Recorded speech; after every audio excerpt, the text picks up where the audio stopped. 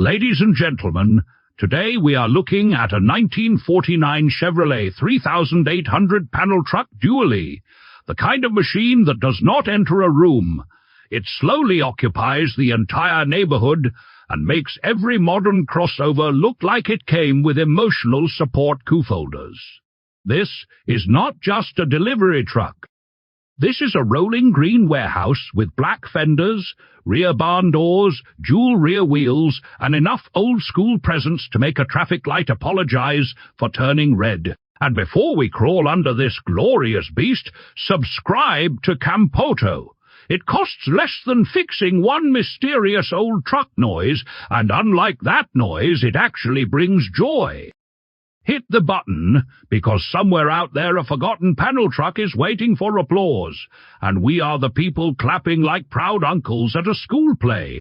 The Chevrolet 3800 belonged to Chevrolet's advanced design truck generation, introduced after World War II for buyers who needed practical workhorses rather than chrome dreams. In 1949, America was rebuilding, delivering, repairing, expanding, and generally pretending that every problem could be solved with steel, gasoline, and a man named Earl who owned 2 wrenches.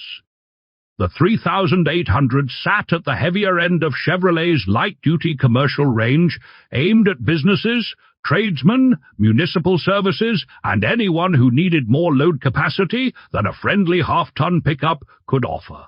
This particular 1949 Chevrolet 3800 panel truck has a very fitting past. It was previously used by a fire department in the Pittsburgh, Pennsylvania area. That little detail changes everything. Suddenly the green paint and black fenders feel less like decoration and more like retirement clothing for a public servant. It probably spent its early life carrying gear, tools, supplies, or support equipment, while firefighters did the hard work and the truck waited outside like a loyal bulldog with drum brakes. Later, the truck was refurbished under previous ownership, repainted green with black fenders and black beltline trim, and eventually purchased by its current owner in 2023. It is now offered with factory literature, refurbishment photos, spare parts, service records, and transferable New York registration. Mechanically, this truck keeps the honest advanced design spirit. Power comes from a 235 cubic inch inline-6 engine, which is about 4 liters. It was factory rated at 90 horsepower and 174 pound-feet of torque, or about 236 newton-meters. No, that number will not frighten a modern sports car. But torque in an old truck is not about drama. It is about pulling weight with the calm confidence of a man who has already seen 3 recessions and still refuses to buy a new refrigerator. The engine sends power through a 4-speed manual transmission to a dually rear axle. That dual-wheel rear setup is a big part of the truck's character.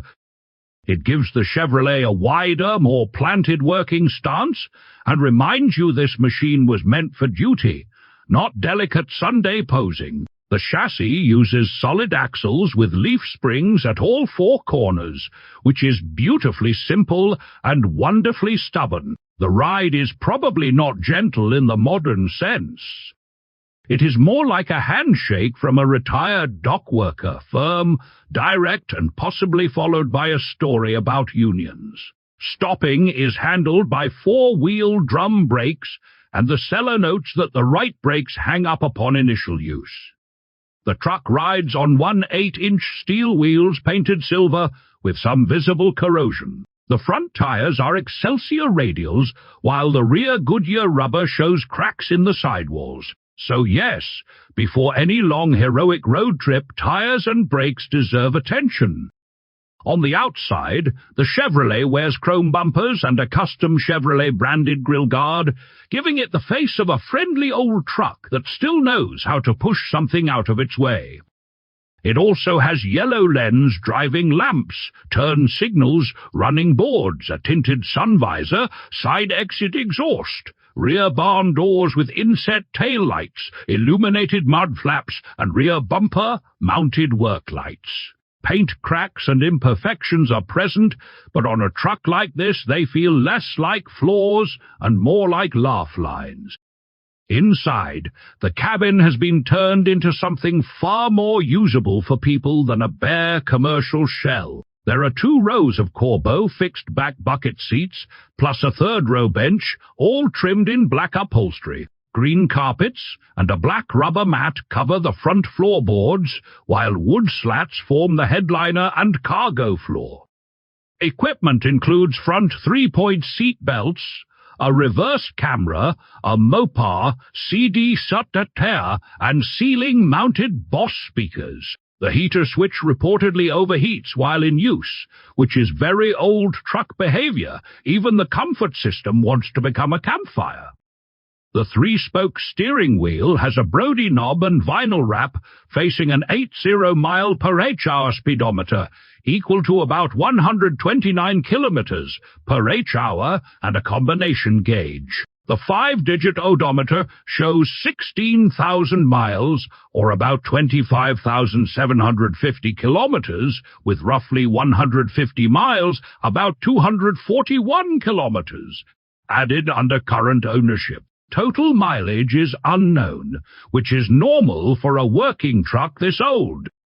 After 75 years, even the odometer probably says, "Please stop asking personal questions."